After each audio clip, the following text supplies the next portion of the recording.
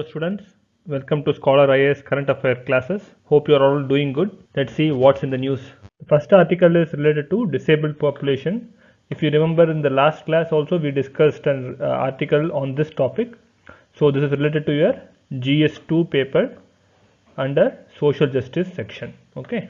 Recently, United Nations celebrated International Day of Persons with Disabilities. So in relation to that, as per NSO record, that is National Statistic Office report, in India's population, almost 2.2% are suffering from physical or mental disability. So in relation to that, we will see how disabled people are actually identified first. So they are identified using a questionnaire, and this questionnaire contains a list of disabilities as notified in Rights of People with Disabilities Act 2016. For in 2011 census, there were only 7 kinds of disabilities, and this disability list was expanded to 21 through this act, that is the Rights of People with Disabilities Act. And the 2019 report even included questions to identify people with temporary loss of ability. So it's not just about permanent loss, it also included about temporary loss of ability. And it also included some new things like blood disorder and even neurological disorder. So in addition to permanent loss of any ability related to moving, speaking or seeing. It also recognizes this through this act. They have also started to recognize certain forms of deformities or injuries due to acid attack, or and they are letting them to get the relief measures that are given to these victims. Based on the report, we can identify where the disability is actually prevalent. The high prevalence is among rural men. That is what the report says. Of the whole population, the high proportion of disability is among men when compared to women.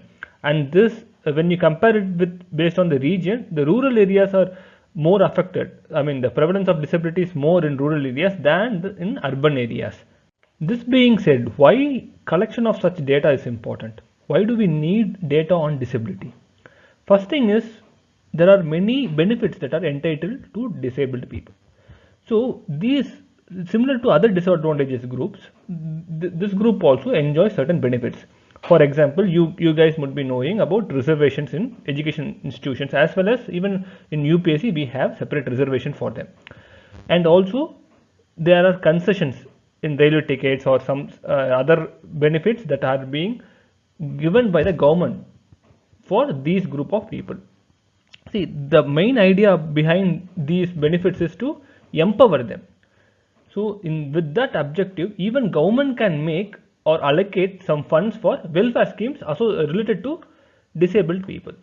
So this data is important in these two aspects. In addition to that, even 2020-21 census defined disability based on this Rights of Person with Disabilities Act. So when you create such a data, there is at national level you can get a database of PWDs, so which can be used by the government for making policies and schemes to empower them better.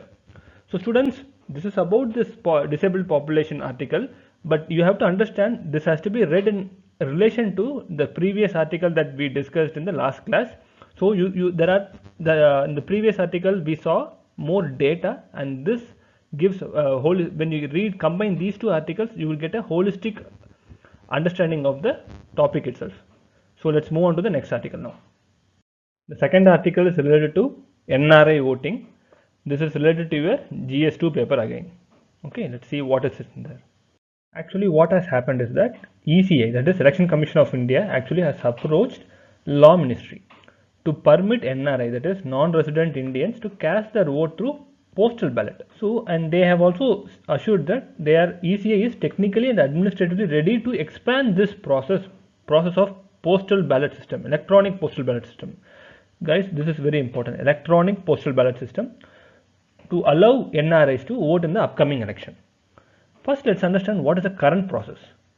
So the current process is that first voting rights were introduced for NRIs in 2011 by amending the RPA, that is the Representation of Peoples Act 1950.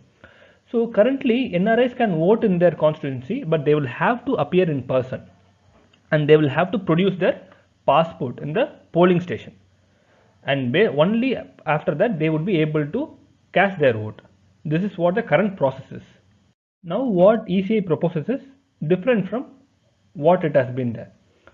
As per ECI's proposed procedure, the person, the NRI, whoever is interested, can actually cast their vote through postal ballot, but they will have to inform to returning officer, that is RO, within 5 days from the notification of election. Students, remember that it is from the notification of the election itself. So once they notify it, the RO is supposed to dispatch a electronic ballot paper through which the person would actually cast their vote and get it attested by the diplomat in the country that they are residing in.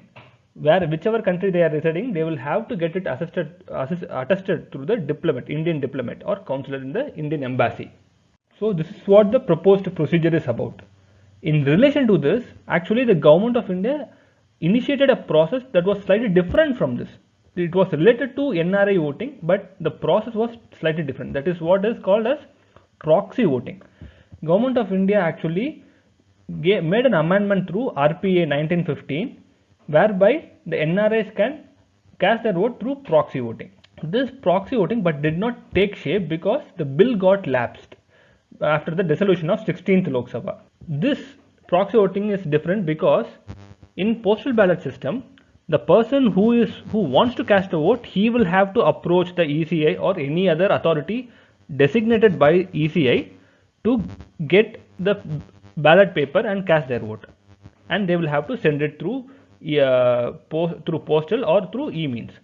But here, this in proxy voting, the person would nominate some other person who will be casting vote on behalf of the NRI. So that is the difference. But of course, this, as I said, this bill got lapsed and it did not get any shape. For this, the new postal ballot that has been proposed by the ECI, there is no need for any amendment in the legislature of RPA, because it requires only an executive amendment, that is to the conduct of election rules of 1916. This can be done without even Parliament's approval. So it is very easy for the government to proceed with this scheme. So students, this is about the NRI voting. The final article is related to climate change. So this is related to your GS3 paper, environment section. Okay, we will see what is in there. Recently, a report, that is Climate Risk and Response in Asia. This report was released by McKinsey. Remember, students, make a note of this point. Okay, who releases this report?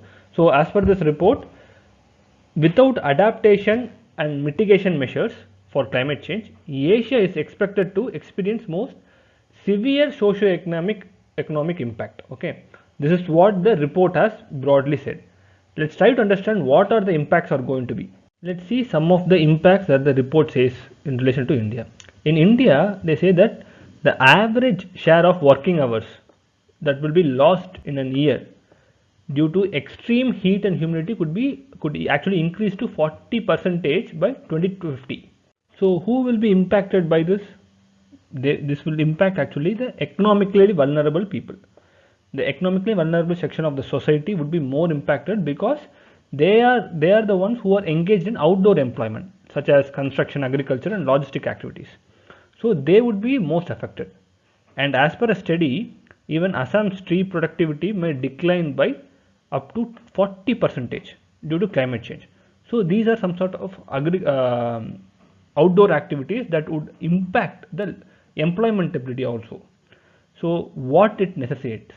This necessitates the corporates to adopt new policies that actually incorporate climate risk in their planning, and they will also have to adopt tools and capabilities to diagnose them and build necessary measures to adapt to those kind of changes. What the adaptation plan should include? So basically, when you come up with an adaptation plan, it should think about reducing exposure. It should think about investing in resilience, also about data-driven approaches to measure the climate risk. Whatever business they are into, they will have to assess how climate change is actually going to impact their business, and they will accordingly have to adapt to it. For example, even the government of India is going to coming up with the NIP, that is National Infrastructure Pipeline Project.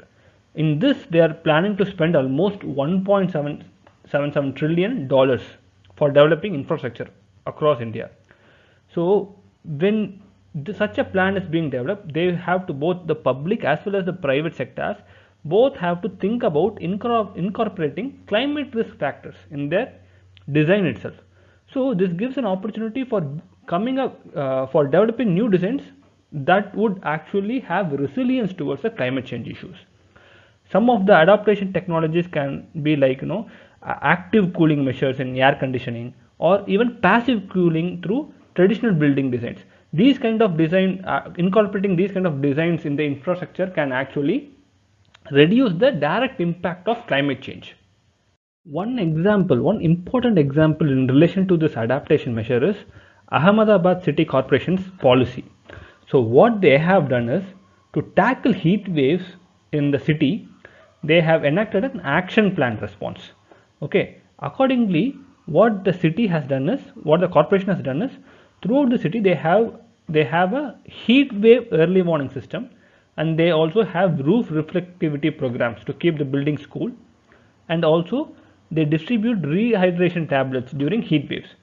So this is an example not just about the adaptation policy, but also about how important and effective urban governance can play a role in these kind of issues. Students, remember to use this case study, because it will actually give weightage to your answer writing. Just not about listing out points or giving briefs about what has happened. Rather, these kind of real life examples would give weightage for your answer. Now let's move on to mitigation part. So as we said, to fight climate change, there are two aspects to it. One is adaptation, that is what we have seen so far. Next is mitigation part. For Asia, the mitigation is through adopting key strategies. So what has happened? Asia accounts for almost 45% of global emissions. So to mitigate these issues, what needs to be done? One is there has to be a shift from coal to renewables. That is an important step that needs to be taken. Second is industrial operations has to be decarbonized. Not all operations needs to be decarbonized, but those operations that emit more than 1/3 of the region's overall emission can be decarbonized. In the sense that, if let's say that industry operates on fossil fuel, they can shift some of their operation to renewable. They can rely upon renewable energy. Also, the agriculture and forestry has to be transformed to mitigate these issues. And next is road transport. So when we come to road transport and buildings, these things also needs to be decarbonized, so that we are able to mitigate the effects of climate change.